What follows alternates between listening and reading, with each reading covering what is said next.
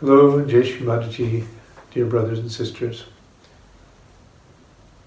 I'd like to share with you a few recollections and a few of the ideas that Shri Mataji gave us in the early days in this country about Sahaja Yoga and kind of our role here.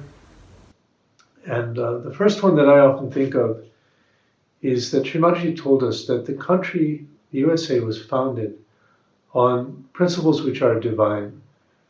The ideas of equality, democracy, justice, freedom, that these are really the foundation of the whole idea of America, the whole experiment that became America, and that these are really God's ideas. So it's beautiful to remember that as we pursue our work as Sahaja Yogis here, that those qualities that really reflect the fact that it's the land of Shri Krishna, they're really baked into the whole idea of what this country is from the very beginning. And really the history of this country is kind of a struggle between those divine principles and the shortcomings and the vagaries of human nature. And we see that these beautiful ideas come up again and again from time to time in the history of America through great people like Lincoln and Washington and others. And yet, we have also the manifestation of the ego, the immaturity of the culture, all the problems that we face today. There's so many problems here where, they sort of drag the attention down of the US public. Shri mentioned that many times that the maximum number of seekers were born in this country, but that it was very, very difficult to get through that ego, through these terrible conditionings that we have here, through the materialism and all of those obstacles, and to actually, for those seekers to actually reach her, find her and be able to recognize her. A couple of things I wanted to share that relate to America.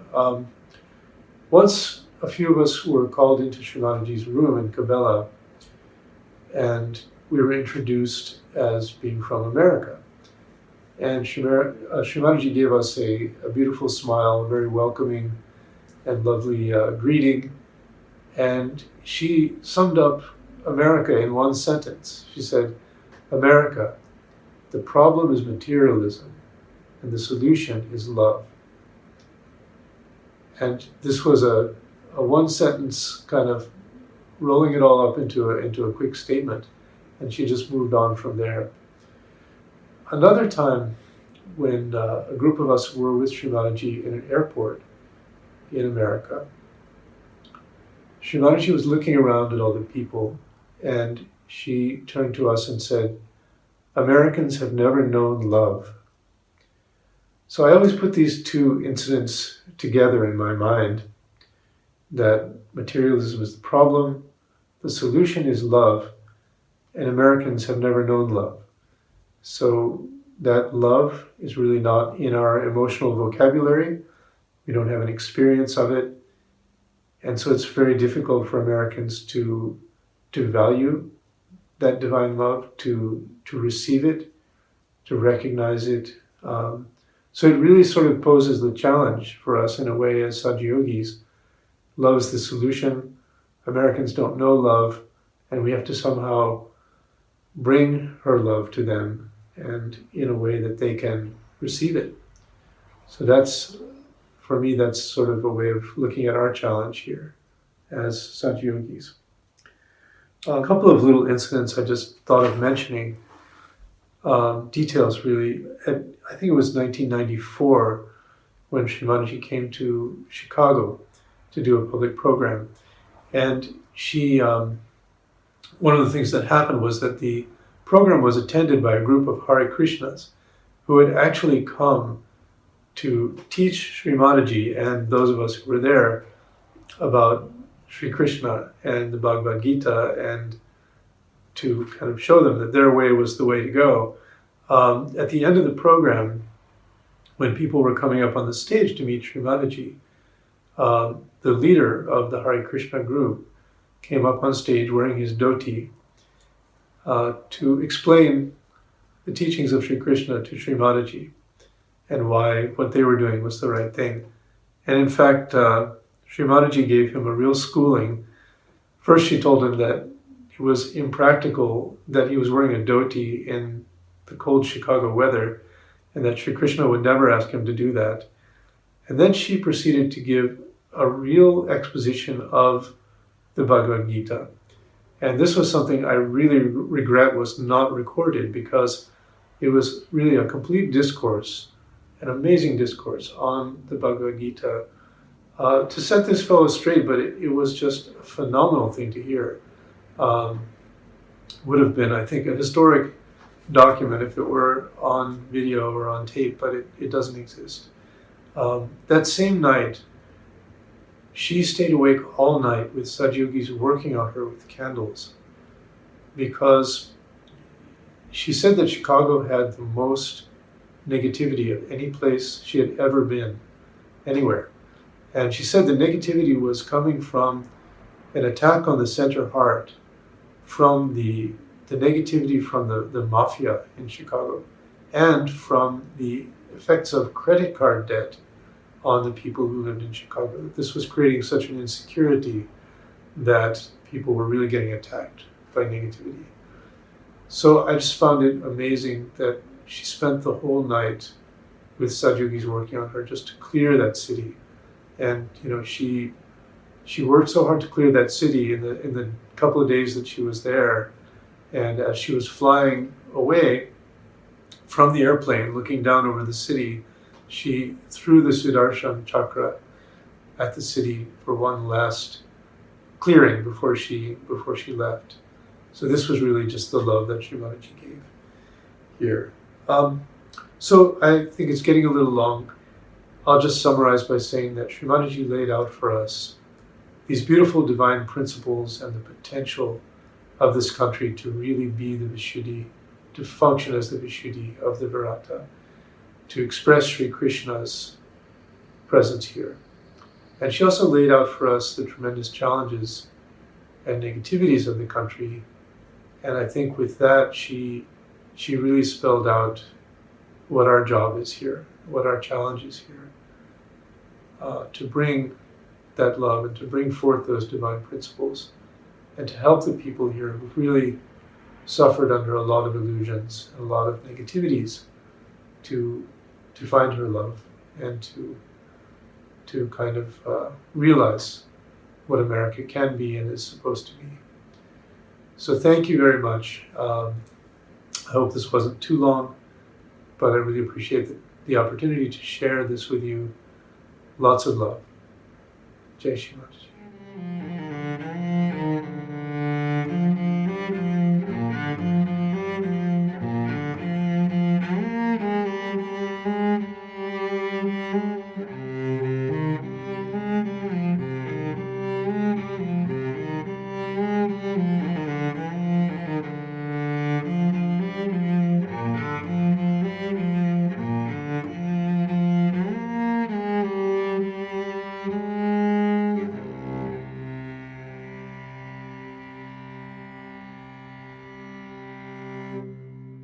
Jai Shri Mataji, everyone.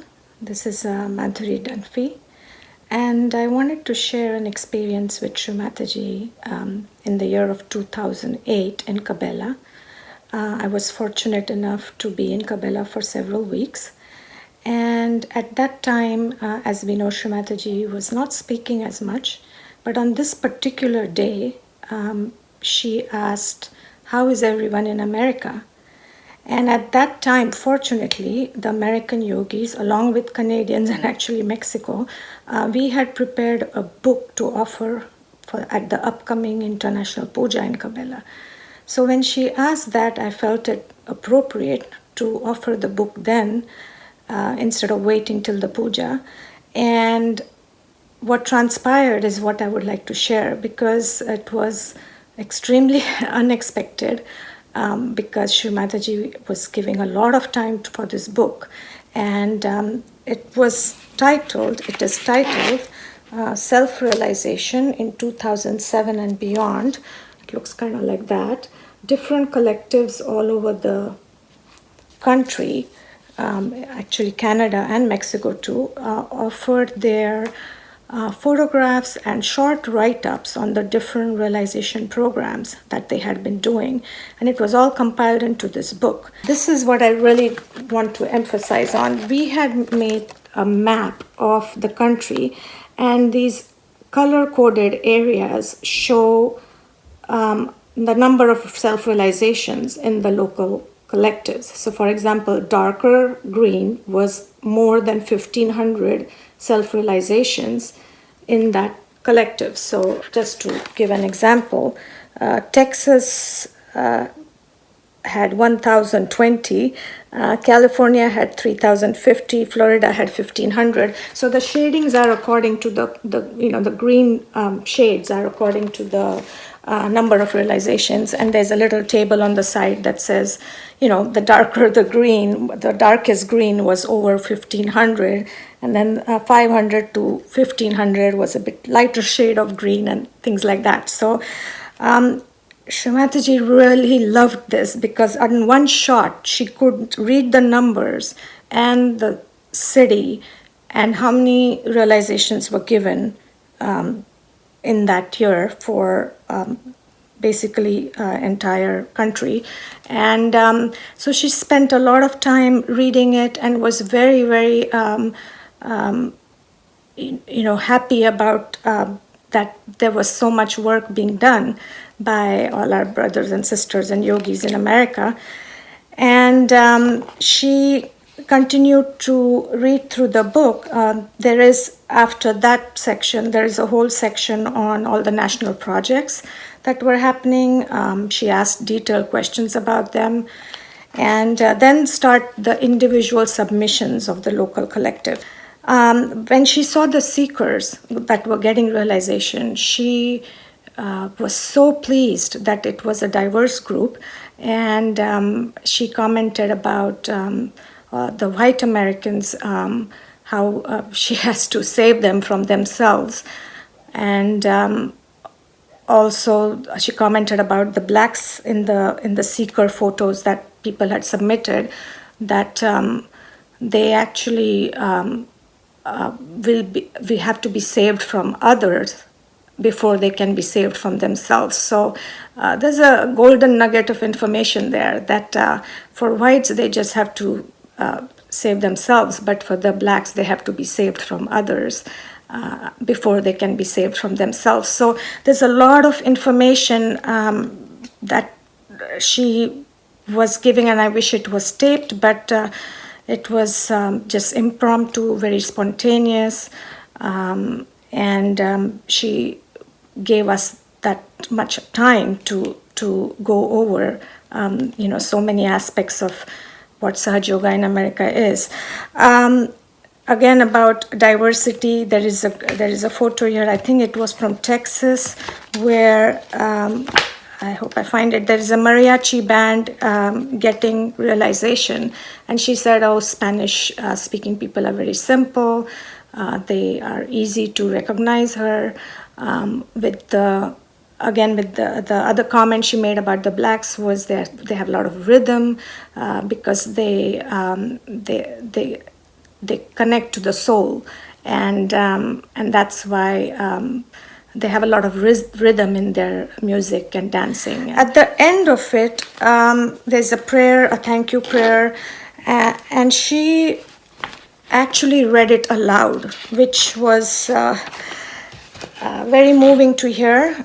It was, she asked who wrote it, and it just says, "Thank you, Shri Mataji. Your Holiness Shri Mataji, your loving children in America who carry your banner in this desert of spirituality, humbly pray that you bless our efforts to liberate the land of Shri Krishna and free it from the shackles of materialism and immorality, so the seekers might heed the call of the divine and recognize its power on this earth. May they slake their thirst at the well of your compassion and come to dance with us at the feet of their one true mother. Let our prayer reach you on the wings of our hearts, and may it be in accordance with your divine desire, the Sahaja Yogis and your children of America. And she, at this point, had been almost over an hour, or maybe more. I did not look at the time, where she had spent time basically traveling through America, and Canada and Mexico. And she was so moved that she read that thank you aloud. And as she was reading it, she started, as she got a little emotional. And that's a wrong word to use for Shri Mataji, but I don't know how else to put it in human terms. Her eyes were glistening and her voice was cracking a little bit. And she said in Marathi, Agdi Hruday Bharun Aala, means my heart is so full right now. And she held the book close to her heart, like she was blessing all her children in America for their work. And the comments that throughout the book she made were like, I'm so proud of you. I'm so proud of all of you. And I know she was not talking to me. It was completely about this book and the programs in the country. She said to Sir CP, who was watching it all, that these people are working so hard. It is a labor of love. And Sir CP said, they learned from you. You are their guru and you are their mother. And she said, I'm not worried about America anymore. It is in safe hands. To me, it seemed like she was, proud of her children that were out here doing in Sahaj work. And she felt it was, she said she was not worried that it is in safe hands, meaning her hands, which all of us are.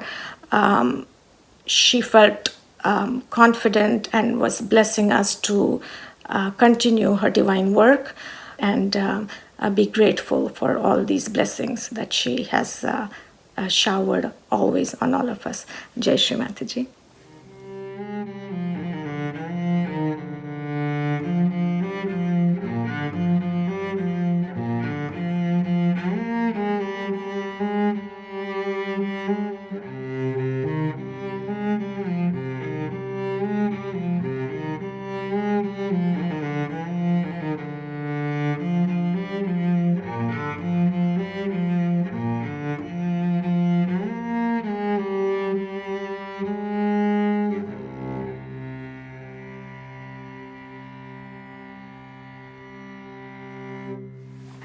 Jai Shri Mataji, this is David in Los Angeles with a recollection of Shri Mataji. This goes back to 2000 when she had a house in Calabasas for her family and for herself when she was in the country.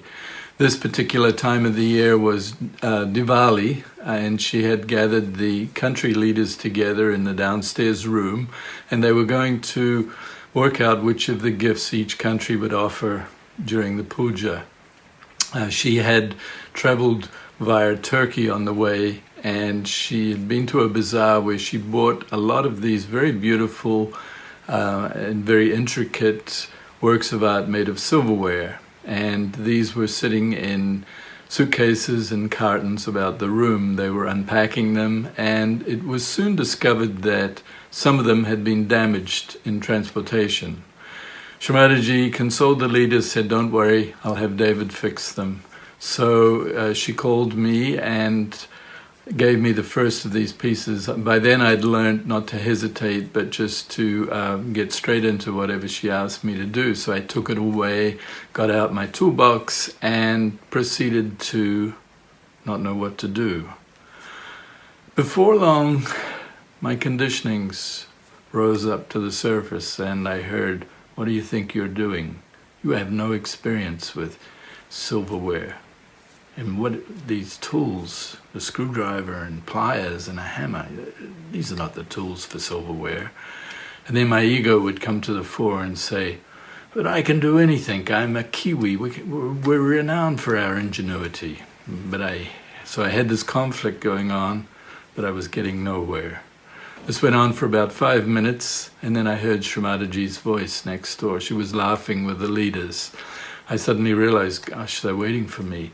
But I also realized, well, this is the house of the Adi Shakti.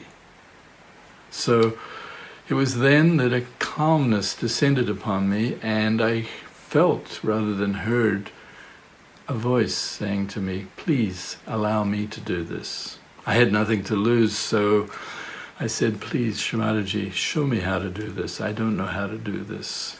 And within about 2 minutes, I had the answer what to do. And a little time later, I had it back together, and I was presenting it back to her, and she was overwhelmed, overjoyed. She gave me another one, which was even more flawed, and I took it away and went through the same process. This went on for about 3 or 4 more times, and in the end, I was relaxing into it. I realized this is a game.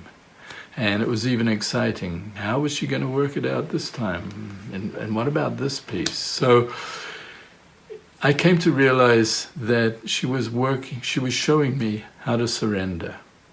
And really, if we can be open, she can do anything through us. Jai Shri Mataji.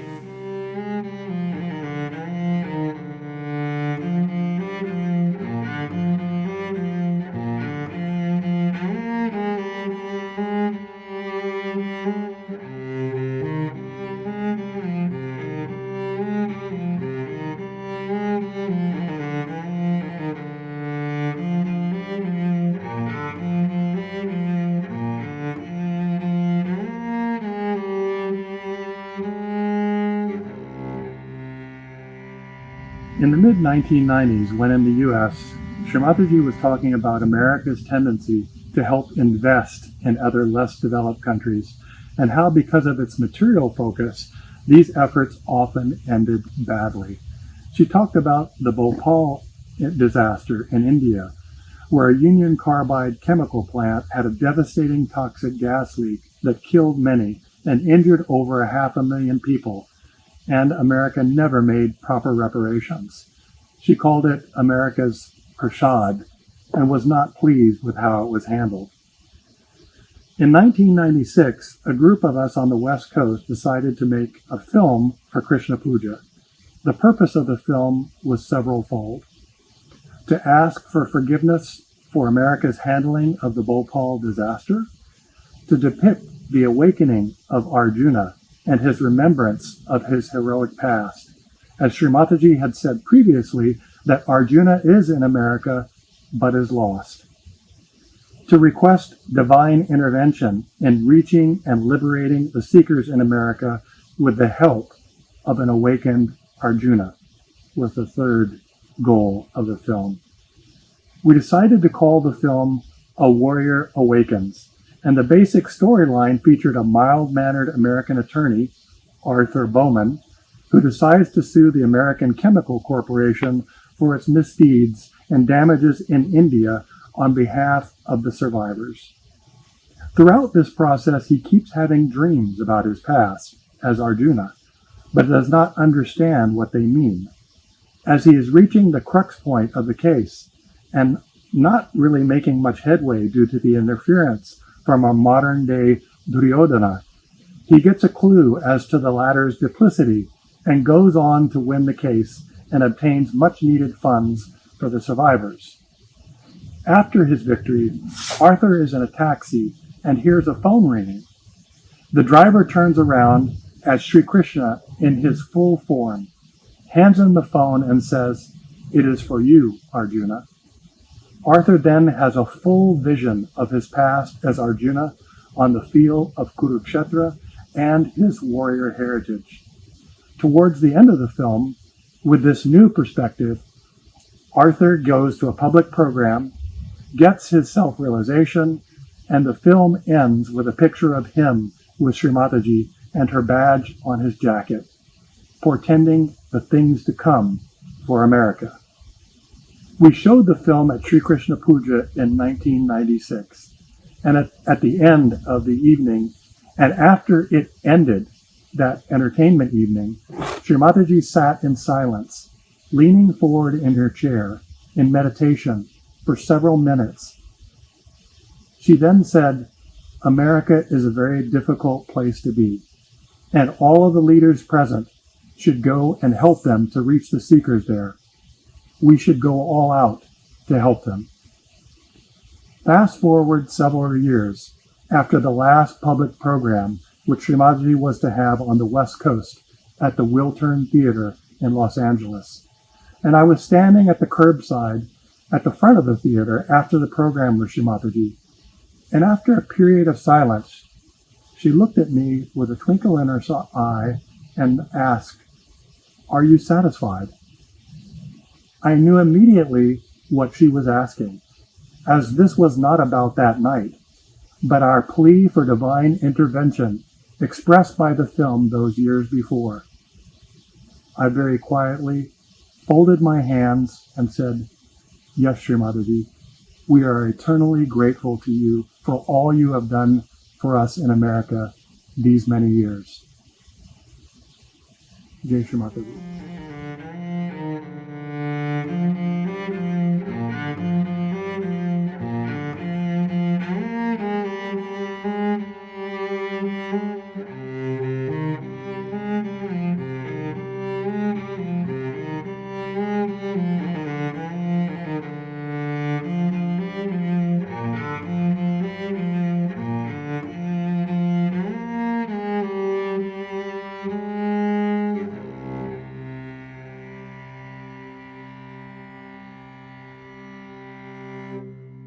Jai Shri Mataji. My name is Anurag Agarwal. I am part of the Washington DC collective and would like to share my experiences when Shri Mataji came to the DC area. She came to DC as part of her first visit to the US in 1972, but not many people those days were ready to listen to her in the United States. Her next trip to DC was in 93 when she gave a public program at NIH, National Institutes of Health, in Bethesda, Maryland. There were a couple of yogis who settled from that time, and the spark was then ignited in the DC. I arrived in 96 to DC from India, and we were just a handful of yogis here that time. In April of 99, Shri Mataji decided to come to DC again, and preparations were on, and although we were a handful, we were able to host a public program in Richard Montgomery High School in Rockville, Maryland. In the hotel, Shri Mataji asked me if I knew who General Montgomery was, but I did not. She then went on to tell me all about him and his skills as a military commander. The public program was well attended. As we were traveling back to the hotel from the program in the car, Shri Mataji asked me how many people attended. And I said about 350, but largely Indian and few Americans. She immediately said to focus on the Americans, as the Indians were not going to settle from that group. Then she said that she will need to come to DC more to settle the vibrations here. Mother came again next year in 2000, and this time we were hosting two public programs. One at NIH in Bethesda, followed by University of Maryland. Shri Mataji had a lot of attention on NIH and was extremely pleased to know that NIH was one of the venues. It also shows that we have had at least one scientist yogi in NIH since her very first trip in 93 to this day. The program at NIH was amazing. The hall was completely full. I was in the corridor towards the end of the program, making sure that the handouts were available. I overheard a couple of Caucasian ladies saying, "Is she a magician? Did you feel that blast of cold air coming from the stage from her?" Sir CP mentioned to me after the program that she must have reserved something special for NIH, and that he has never felt her release so many vibrations in any public program before this. Shri Mataji was extremely pleased with the program. Shri Mataji came again in the year 2001, and we decided to follow a different format this time. The program was held in the open grounds right below Washington Monument, opposite the White House. She stayed in St. Regis Hotel right behind the White House. We were debating on the poster theme a couple of months before the program. She picked the world savior as the key message among all the themes that were presented and said that this was needed. We didn't know then what was going to happen after the August 2001 public program. At one point in July 2001, she asked me to hand deliver her book, The Advent, to the then Indian ambassador to the US, who graciously accepted it. She wrote a letter to President Bush inspiring him to be courageous like Arjuna, and also had us deliver flowers to White House a few times. She said that his mother, Barbara Bush, was born realized. The next day was the program at the University of Maryland.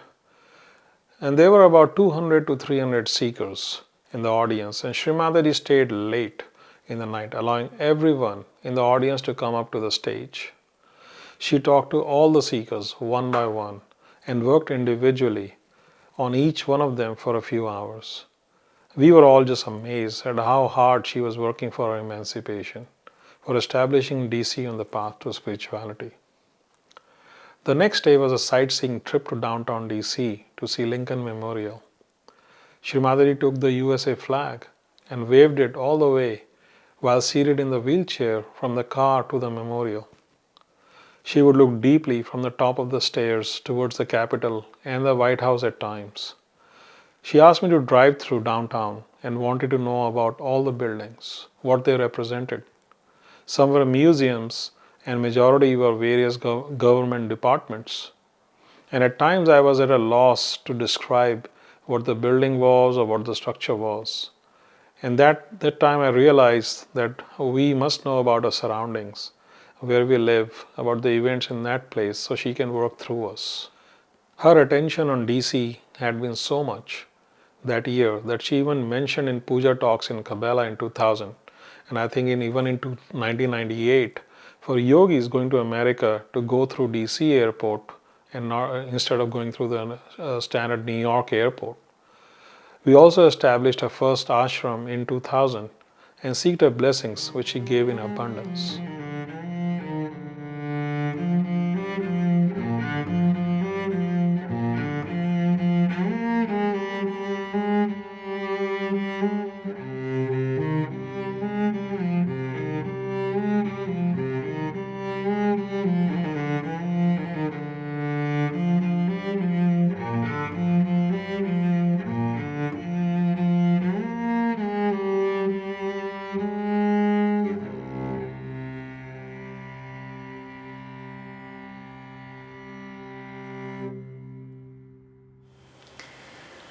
I want to share a story of an experience that I had with Shri Mataji that I think you will find very interesting about what she said about America.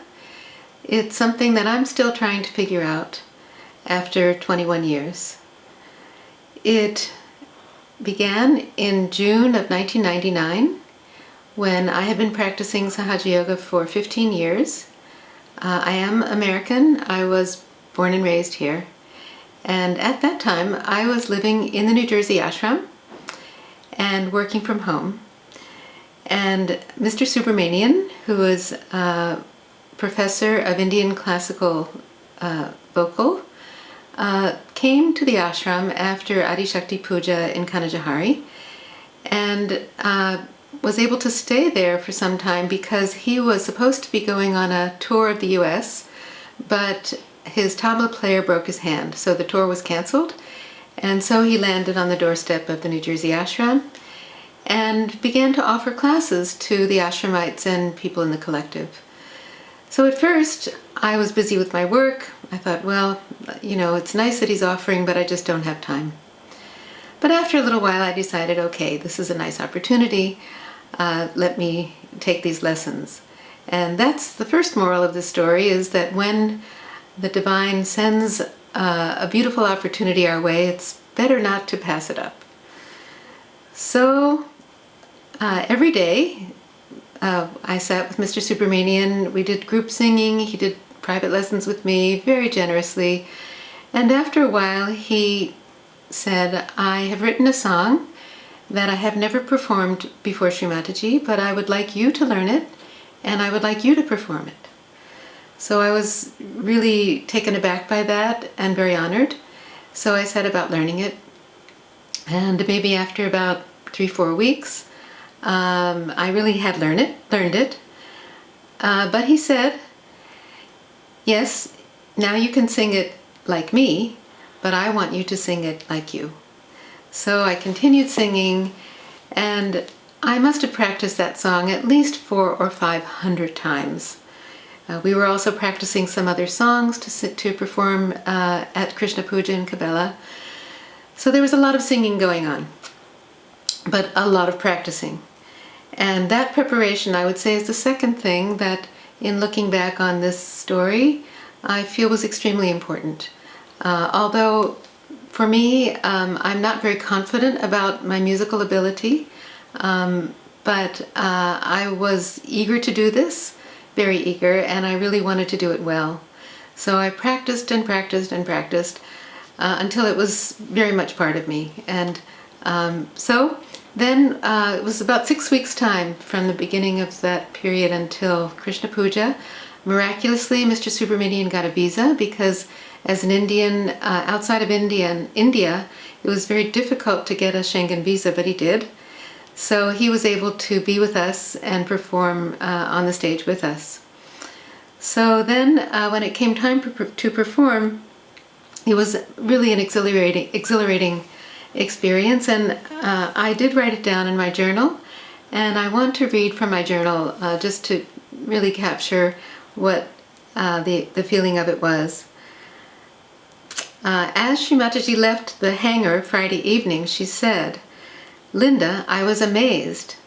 How could you do that?" During the performance, she was responding and so involved. Some said she had tears in her eyes. The feeling of relationship and devotion to her was tangible, and I finally had the feeling I'd always wanted to experience of performing and expressing my deepest self more fully by being inspired by her presence. The clarity and beauty of the notes came from out of nowhere, fueled by the responsiveness of Shri Mataji and the yogis, holding one long note in a way I never had before, and feeling so happy, in so much joy to be doing it. Later, I was told by the leader that Shri Mataji kept talking about it in the castle after the program, and this is what she said. She said that if Linda could do this, then America is working out. I think the expression of love and devotion was unexpected because people knew me as someone who was organizing Sahaj events, who was the editor of the Divine Cool Breeze, and not as someone who was expressing her left side. And I think that in a way the collective was as surprised as Shri Mataji, and that really added to the level of enjoyment for them and for me.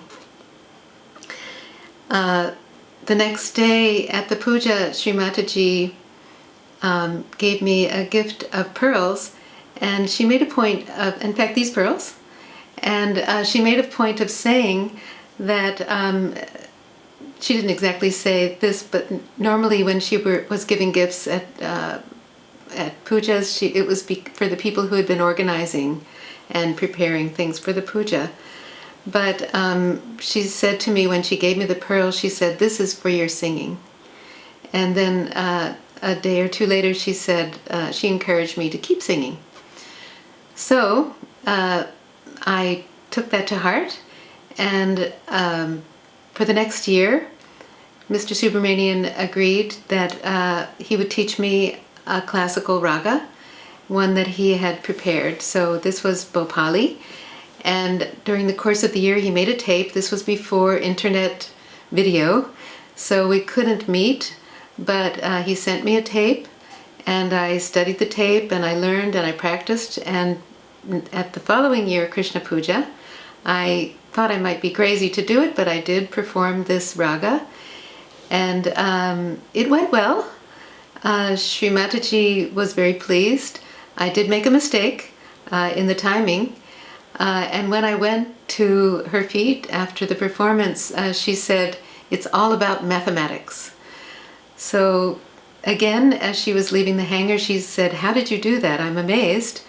And then in the castle afterwards, she said, this time, "If Linda can do this, then America can be saved." Guru Mataji ko pranam, Nirmala Mataji ko pranam, Shri Ma ke nirmal charanon mein koti koti pranam, Shri Ma ke nirmal charanon mein koti koti pranam, Shatakoti koti pranam, Jagajanani Jaganmata Shri pranam, pranam, pranam, pranam.